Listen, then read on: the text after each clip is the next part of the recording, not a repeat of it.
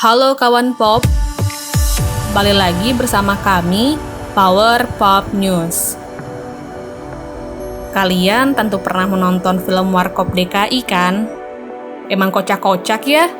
Karenanya, kali ini kami ingin berbagi informasi tentang film Warkop DKI yang paling kocak dan ikonik yang bisa kalian tonton saat ini.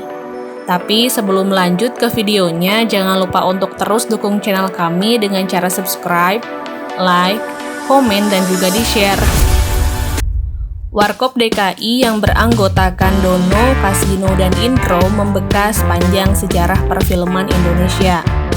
Hingga pada tahun 2016 dirilis film Warkop DKI Reborn sebagai obituari untuk dua anggotanya yang sudah meninggal dan mengenang kejayaan film komedi di Indonesia.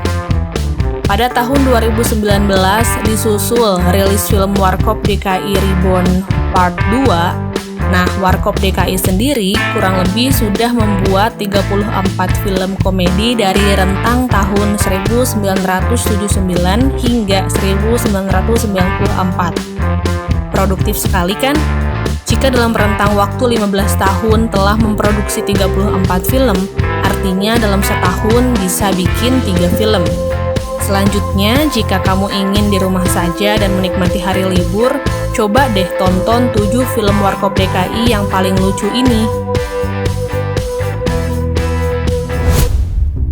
1. Geng Sidong. Film lawas tapi tetap berkelas.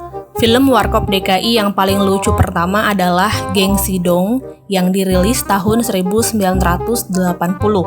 Film ini berusaha menggambarkan kenyataan yang terjadi di Universitas Kota Metropolitan Jakarta. Segala latar belakang budaya dan materi jadi modal untuk gengsi-gengsian. Ceritanya tentang Slamet, yaitu Dono, anak pedagang tembakau kaya, dan Pak Ijo, tidak lain Indro, anak pengusaha minyak. Keduanya berasal dari Purbalingga, sedangkan Sanwani yang diperankan Kasino, anak dari pengusaha bengkel kecil. Nah, mereka bertiga bersaing mendapatkan hati seorang gadis manis bernama Rita yang diperankan oleh Camelia Malik. 2. Manusia 6 juta dolar. Kalian pernah nonton film serial Amerika berjudul The $6 Million Man? Yap, film ini adalah parodi dari film serial tersebut. Film yang dirilis perdana tahun 1981 ini berkisah tentang anggota kepolisian yang diperankan oleh Dono, Kasino, Indro, dan Dorman Borisman. Karena mengalami kecelakaan, Dono diubah menjadi manusia robot dengan biaya 6 juta dolar. Gimana, kocak bukan? Coba deh tonton lagi filmnya. 3. Dongkrak Antik. Pasti kalian akan terus ketawa ngakak deh ketika menonton film Warkop DKI yang berjudul Dongkrak Antik ini. Bagaimana tidak, film yang dirilis tahun 1982 ini menghadirkan kisah dari 4 orang dengan karakter berbeda-beda. Dono si pelupa dan Kasino suka berkata kasar, tandem dengan Indro yang gagap, serta Mat Solar yang kurang baik pendengarannya. Memang sih, film 3 orang ini nggak ada yang bisa mengalahkan kelucuannya. 4. Pokoknya beres. Marina yang diperankan Eva Arnaz dan Anita yang diperankan Lydia Kandou adalah teman satu kos Dono, Kasino, dan Indro. Kocaknya, cerita dalam satu kos bisa sangat menghibur. Indro dan Kasino yang nggak pernah dapet cewek meski ngejar terus. Dono yang sering sial bahkan nggak diterima kerja meski pandai memasak. Alur ceritanya juga real dan candaannya nggak pernah bikin berhenti ketawa. Ya, coba deh kalian nonton. 5. Bebas aturan main.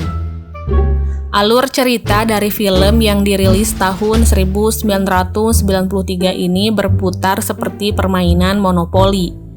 Seluruh kejadian nggak lepas dari kejutan lucu.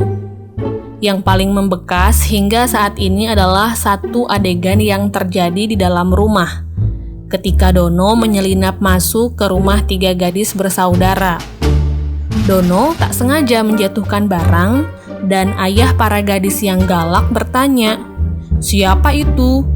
Lalu Dono menjawab, "Kucing, meong." Kocak kan? 6. Pintar-Pintar Bodoh. Selain menjadi film ikonik Warkop DKI, Pintar-Pintar Bodoh juga menjadi salah satu film paling laris. Film yang dirilis tahun 1980 ini dinobatkan sebagai film terlaris versi Museum Rekor Dunia Indonesia atau MURI.